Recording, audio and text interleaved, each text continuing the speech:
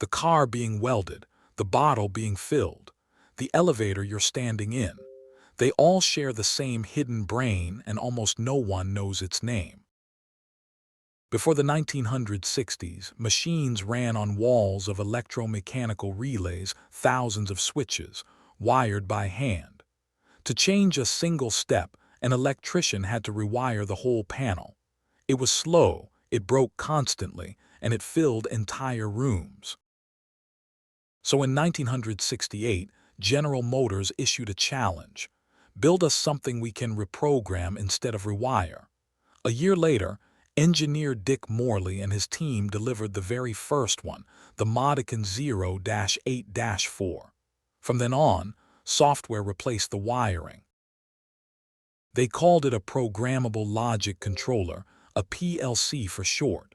Think of it as a rugged little computer, hardened for the factory floor, shrugging off heat, dust, and vibration, running around the clock for decades.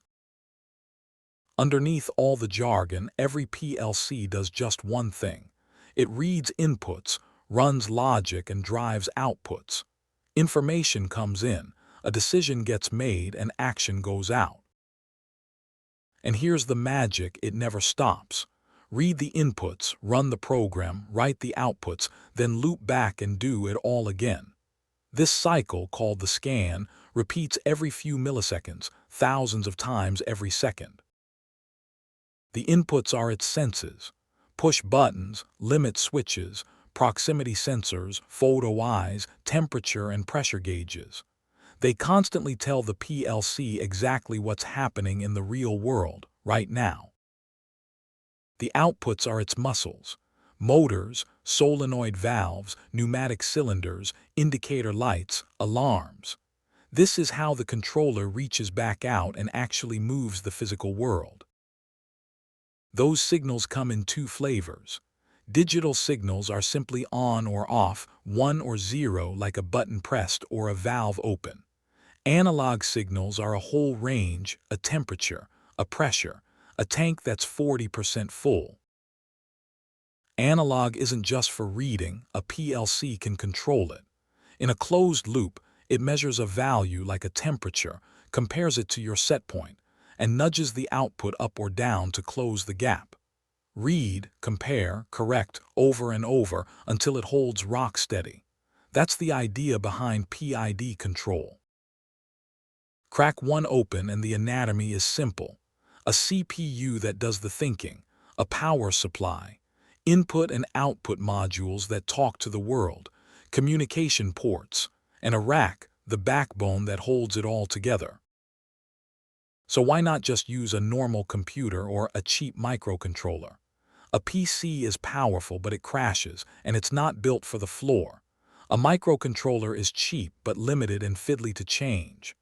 The PLC is the sweet spot: rugged, real-time, modular, and reprogrammed in minutes.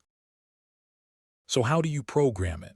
The classic way is ladder logic, drawn to look like the relay diagrams electricians already understood. Inputs as contacts on the left, outputs as coils on the right. If start is pressed and stop is not, the motor runs. And ladder is just one of 5 standard languages. The IEC 6131 standard defines 5: ladder diagram, function block, structured text, instruction list, and sequential function chart. Same controller, you simply pick the language that fits the job.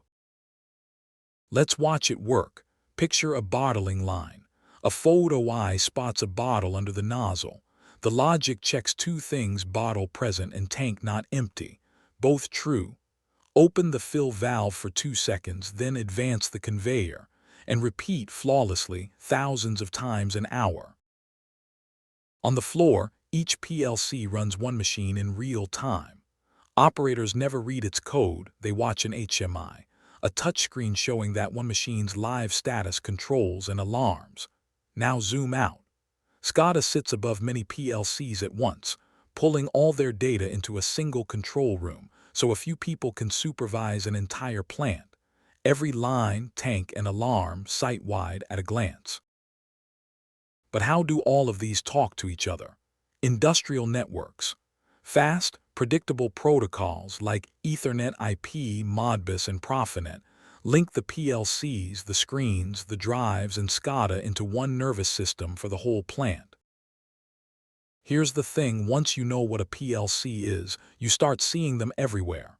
Car plants, water treatment, food and packaging, elevators, traffic lights, even the rides at a theme park. So why did they take over industry? They're tough, they're reprogrammable, they're fast and completely predictable. And when something changes, you fix it in software, not with a screwdriver and a week of rewiring. And because a PLC controls things that move, it has to be trustworthy. Its timing is deterministic. Every scan runs right on schedule. A watchdog catches a stall. Critical systems run a second controller in reserve, and safety-rated PLCs are built to fail into a safe state.